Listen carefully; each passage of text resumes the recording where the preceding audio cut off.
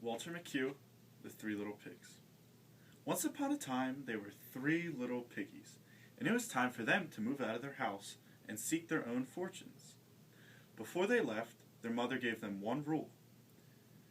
Always do everything to the best of your abilities, because that is how you get along in the world. With that, the pigs set out to build their houses. The first little piggy, he built his house out of straw. He took the easy way out. The second little piggy built his house out of sticks.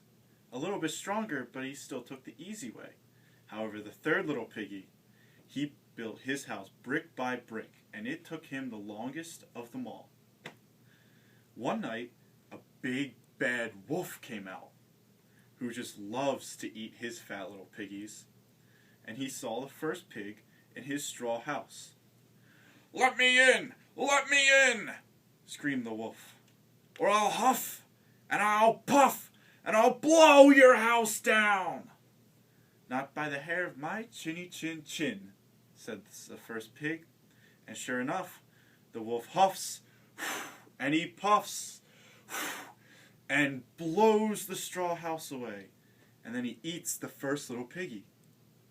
Next, he sees the second little piggy. So he goes up to his house of sticks and says, "Let me in! Let me in! Or I'll huff, and I'll puff, and I'll blow your house down too." So sure enough, the piggy says, "Not by the hair of my chinny chin chin, Mr. Wolf." So the wolf huffs, and he puffs, and he blows the stick house away. And then he eats the second piggy too. Then he comes up to the third house, made of bricks.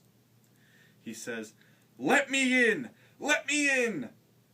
Or I'll huff, and I'll puff, and I'll blow your house down."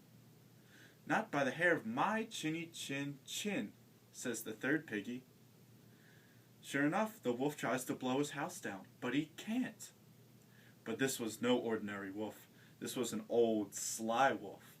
So he climbs up the house to look for a way in through the top.